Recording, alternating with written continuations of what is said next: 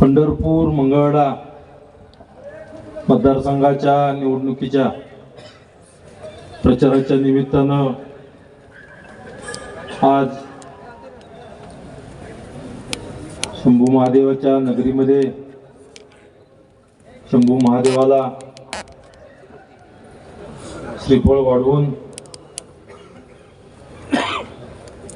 आज ज्यांच्या हस्ते त्या शंभू महादेवाच्या चरणी श्रीफळ वाढवला ते आमचे त्या विजयाचे आणि पोटनिवडणुकीच्याही विजयाचे शिल्पकार 23 तारखेच्या गुलालाचेही शिल्पकार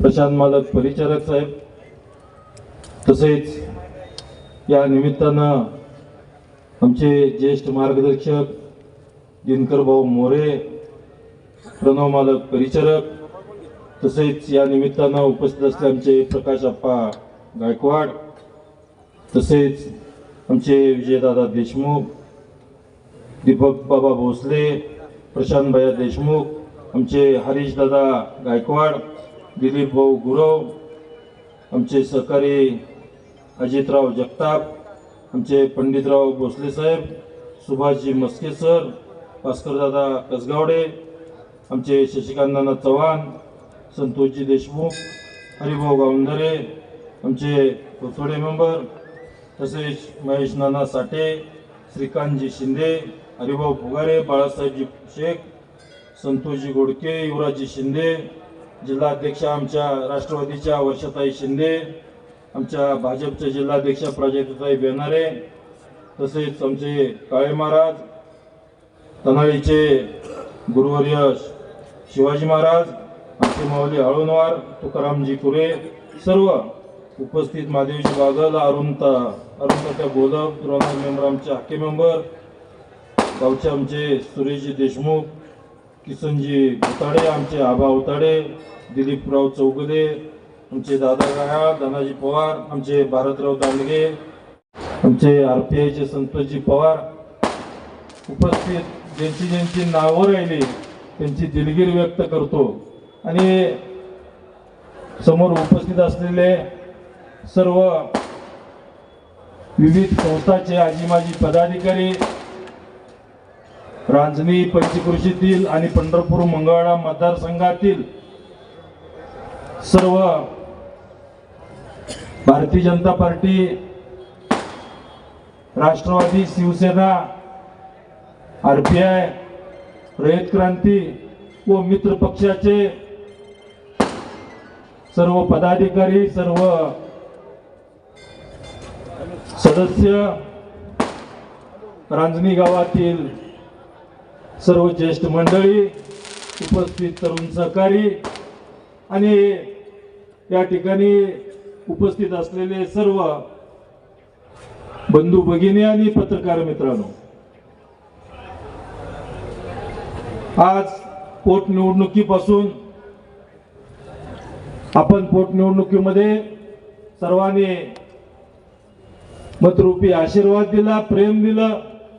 त्या भागाचं, पंढरपूर मंगळवेढा मतदारसंघाचं लोकप्रतिनिधी करण्याची आणि या प्रतिनिधित्व करण्याची संधी मला आपण सगळ्यांनी दिली आणि त्या भागाचं लोकप्रतिनिधित्व करत असताना नक्कीच मी असेल, प्रशांत मालक असतील, त्या भागातील अनेक समस्या त्या ठिकाणी निर्माण झाल्या होत्या. पंढरपूर मंगळवेढा मतदारसंघामध्ये आपण बघतोय ज्या गोष्टीवरती आतापर्यंत पाण्यावरती अनेक विविध गोष्टीवरती राजकारण करत आतापर्यंत होत गेलं होतं, परंतु त्या सगळ्या गोष्टी आज या ठिकाणी सुरुवात करून काही पूर्ण करून आज परत दुसऱ्या राजकारणाला, या दुसऱ्या पर्वाच्या राजकारणाला सुरुवात झालेली आहे. बंधूंनो, आतापर्यंत आपल्याला फक्त आश्वासनं मिळत गेली, आश्वासनाची पूर्तता आतापर्यंत कधीच झाली नाही. आश्वासनं आणि योजना या कागदावरती राहिल्या, परंतु त्या ठिकाणी त्या योजना असतील, विकास कामं असतील, ही आतापर्यंत कधीच त्या ठिकाणी आपल्या मतदारसंघात अवतरली नाहीत. आपण बघतोय, आतापर्यंत आपण बघत आलोय की हे बघत असताना गेल्या 3 टर्म आपण बघतोय, तर म्हणजे दिवंगत माणसावरती टीका करणे ही आमची आणि मोठ्या मालकांनी दिलेली संस्कृती ही नक्की नाही आहे. परंतु आज त्या ठिकाणी विरोधक टीका करण्याच्या नादामध्ये बऱ्याचशा गोष्टी या ठिकाणी आज आपल्याला लोकांना, जनतेला सांगण्याचा प्रयत्न करतात. खोटा नरेटिव्ह, खोट्या गोष्टी या ठिकाणी लोकांना सांगण्याचा प्रयत्न करतात, म्हणून त्या गोष्टीला सुद्धा उत्तर देणं हेही बी क्रमप्राप्त आहे. मंगळवेढ्याच्या 24 गावच्या उपसा सिंचन योजनेच्या बाबतीत जर बघितलं, सुरुवातीला ती योजना तेल दोंडा 40 दोंडा या नावावर होती. त्याच्यावरती 20 वर्ष गेले. परत त्या योजनेला नाव दिलं 35 गावची, आणि 35 गावची करत करत आज ती 24 गावची उपसा सिंचन ही खरी ठरली. आणि त्यावेळेला त्यांनी सांगितलं विरोधकांनी की या योजनेची 2014 लाच मंजुरी होती. मग 2014 ते 21 आमदार कोण होतं?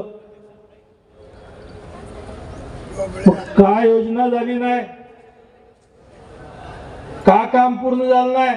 का कामाची सुरुवात झाली नाही? मग त्या कामाला आतापर्यंत टोकन आलं. आता काल भाषणात सगळे त्या ठिकाणी त्या बऱ्याचशा दक्षिण भागातले लोक सांगतात की टोकन म्हणजे काय आहे दादा, आम्हाला सांगा. टोकन म्हणजेच आम्हाला माहित नाही. आणि त्या लोकांनी परत सांगितलं त्या योजनेला त्या ठिकाणी फक्की मारली होती, सर्वे केला होता, परंतु आम्हाला परत कळालं ती सुद्धा विठ्ठल कारखान्याची कर्मचारी आहेत, अशा पद्धतीनं त्या ठिकाणी सांगितलं गेलं. मग बंधूंनो, किती दिवस आपण दिशाभूल करणार आहे? किती दिवस त्या ठिकाणी लोकांच्या भावनेशी आपण खेळणार आहे? बंधूंनो, पांडुरंग परिवाराने आपल्या सगळ्यांनी त्या ठिकाणी भारतीय जनता पार्टी आणि महायुतीने या ठिकाणी विश्वास टाकला. पोट निवडणुकीपासून आतापर्यंत जवळजवळ 3000 कोटीपेक्षा जास्त निधी या मतदारसंघामध्ये आणण्याचं काम आपण केलेलं आहे. बऱ्याचशा पाणी असेल, रस्ते असेल, वीज असेल, या सगळ्या समस्या सोडवण्याचं काम आपण या ठिकाणी करत आहोत. आपल्याला कालावधी 2.5-3 वर्षाचाच मिळाला.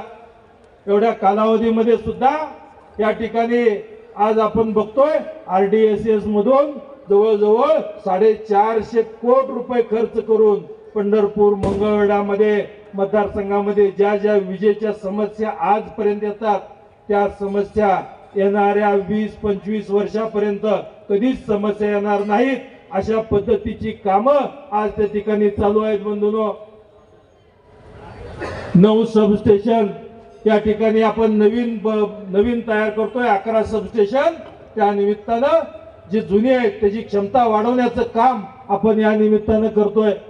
शिवाय ज्या ज्या ठिकाणी कुठं तारा गंजलेले आहेत, पोल कुठं तुटलेले आहेत, अशा ठिकाणचे सुद्धा त्या ठिकाणी केबलिंग बंद करणे, त्या ठिकाणी पोल बदलणे, अशा पद्धतीची कामं या निमित्तानं करतोय.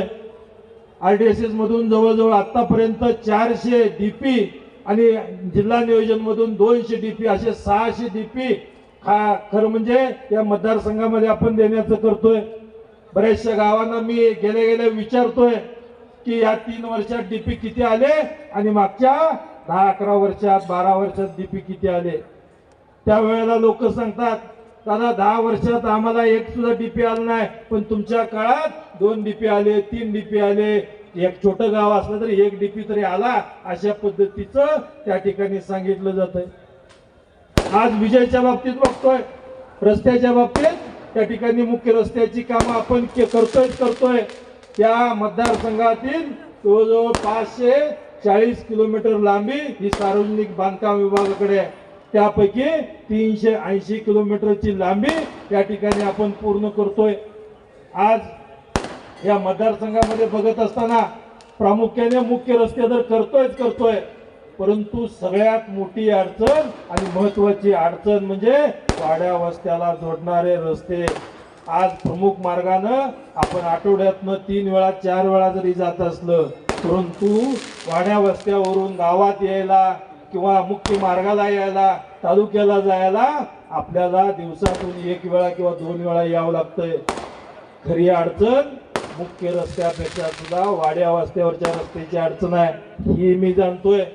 बऱ्याचशा ठिकाणी गेल्यानंतर त्या ठिकाणी सांगितलं जात आहे की शिरगावला गेल्यानंतर त्याही ठिकाणी सांगितलं 10 लाख रुपये त्या रस्त्याला आपण दिलेले, पण 10 लाखाची कमाल म्हणजे आज त्या ठिकाणी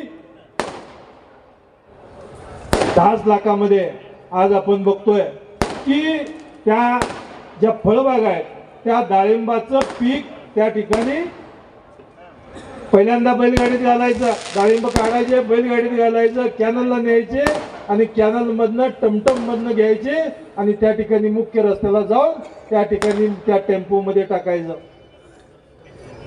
तर अशा पद्धतीचं 3 वेळा शिफ्टिंग करावं लागायचं. पण 10 लाखाचा रस्ता दिला तर तो मुख्य रस्त्याचा जो टेम्पो आहे तो टेम्पो डायरेक्ट शेतापर्यंत आला आणि शेतकऱ्याचं पीक त्या टेम्पो मधून डायरेक्ट कॅनलद्वारे बाहेर निघालं.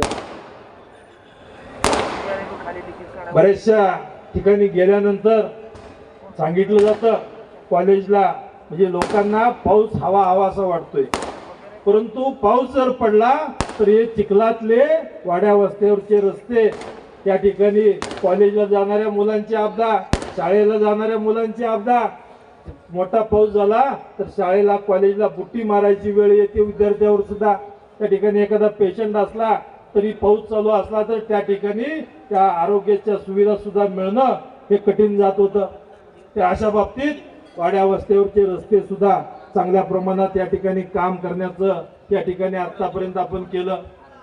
आपण बघतोय आरोग्याच्या बाबतीत पंढरपूरमध्ये आपल्या कॉटेज हॉस्पिटलला सुद्धा 200 बेडची सुविधा दिली.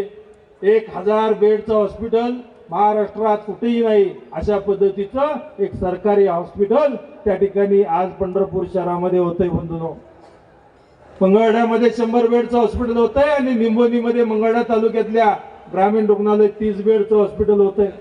आरोग्याच्या बाबतीत सुविधा होते, रस्ते होते, वीज होते, पाणी होते आणि प्रामुख्याने रोजगाराचा प्रश्न आपल्या पंढरपूर तालुक्यामध्ये MIDC चा पहिला टप्पा पूर्ण होऊन त्या निमित्तानं आज MIDC पूर्ण होते आणि जे बेरोजगार युवक आहेत या ठिकाणी जे नवीन पिढी तयार होते याकरता सुद्धा त्यांच्या हाताला काम देण्याचं आणि त्या युवकांना त्या ठिकाणी उद्योजक होण्याची संधी आज या ठिकाणी आपल्याच तालुक्यामध्ये होते. हा खूप मोठा आनंद आहे. खरं म्हणजे अनेक गोष्टी होत असताना पंढरपूर शहरामधल्या सुद्धा बरेचसे रस्ते, वीज, त्या ठिकाणी ड्रेनेज लाईन, पिण्याचे पाणी यासाठी सुद्धा शेकडो कोटीचा निधी येऊन या ठिकाणी अनेक लोकांना दिलासा देण्याचं काम होतंय. शिवाय वारकऱ्यासाठी सुद्धा स्कायवॉक असेल, दर्शन मंडप असेल, अनेक सुविधा या निमित्तानं आज आपण करतोय आणि नक्कीच या पुढच्या कालावधीत सुद्धा आज एवढा 3000 कोटीपेक्षा जास्त आपण अल्पावधीतच निधी आणलेला आहे. हा आणि हा 2.5-3 वर्षात जर 3000 कोटीपेक्षा जास्त निधी येत असेल तर मला सांगा आपल्याला जर पुढची 5 वर्षे मिळाली तर आपल्याला किती निधी येईल? किती येईल निधी? 10,000 कोटी. आता ही झालं एका आमदाराचं आणि 2 आमदार झाल्यानंतर या मतदारसंघामध्ये त्या ठिकाणी विकास कामं पुढच्या वर्षी एकाही गावातलं त्या ठिकाणी शिल्लक राहणार नाही. या सगळ्यांना मी आश्वस्त करतो आणि आपण सर्वांना विनंती करतो. आता बराचसा